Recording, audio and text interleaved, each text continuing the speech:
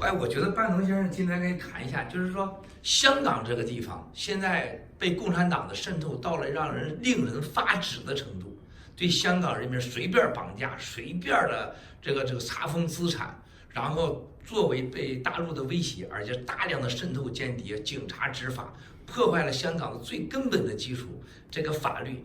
半农先生认为美国接下来会做什么？应该做什么呢？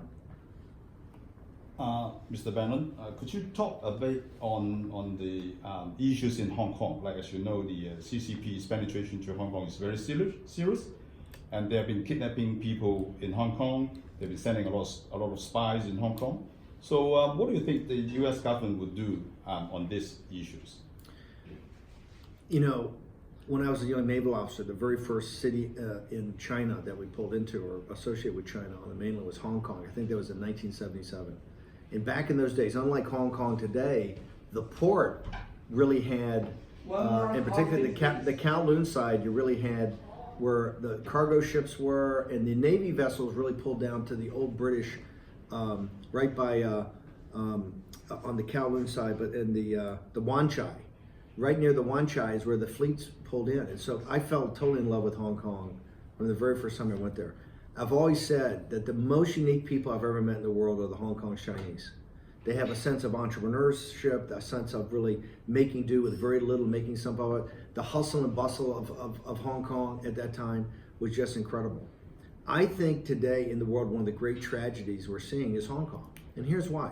One of my heroes has always been Ronald Reagan and Pope John Paul and Margaret Thatcher, because those three people came together really to destroy the Soviet Union.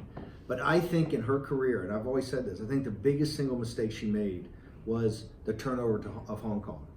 And the reason was, it's not that Hong Kong should at not one time be reunited to China. That's not the issue. But, in making a deal and thinking about further down the road, you could have, the people she made a deal with at the time, Deng Xiaoping and that faction, she trusted, and things went very well for a while. But what happened is that you've had Wan Xishan, and what I think is basically a group of almost mob-like guys take over, and they're trying to totally redo the deal. I mean, what's happening in Hong Kong today was not what the deal was. The deal was supposed to be one country, two systems, right? And the system, the rule of law, and particularly Western commercial law, right? And people's freedom.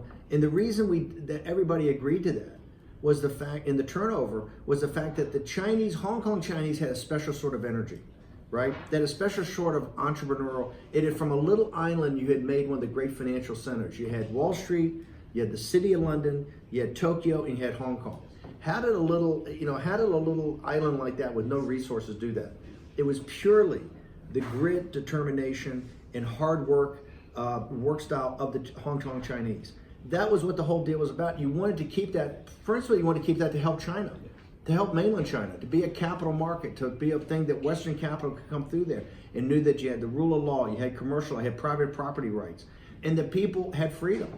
I think one of the most inspiring things in the entire world today, two things, are the Gilets jaunes, the yellow vest in France, the working class people, and the young kids that you see in Hong Kong. These young people that take to the streets and say, hey, look, I was raised, my grandparents came here, and we were raised to be free men and women. We had the right to assembly. We have the right to vote. We have the right of a First Amendment. We have the right to say what we want to do. We were not raised as slaves, and we're not prepared to become slaves. And I also think it's also the cowardice of the giant corporations and even the banks. Everybody in Hong Kong right now, all the power brokers are looking the other way. Everybody wants to pretend this is not happening. And to me, it's not acceptable. And I don't think it's acceptable to many people, free people in the world. You see Chinese entrepreneurs, Chinese businessmen that go to Hong Kong and just disappear. I will tell you something I would never think would happen in my adult life. Many, many, many people in the West love Hong Kong, and I've had so many people say, I'm afraid to go to Hong Kong. I don't know if I can go to Hong Kong because I see where they're taking Chinese entrepreneurs and they just disappear. This is only going to hurt not just Hong Kong, it's going to hurt the working men and women in China, because Hong Kong is really a conduit for capital to get in to help build the businesses and industries of China for the Chinese people. And what you're seeing, because the CCP is trying to exert control and trying to break a deal, that now you're seeing real fear being put into people.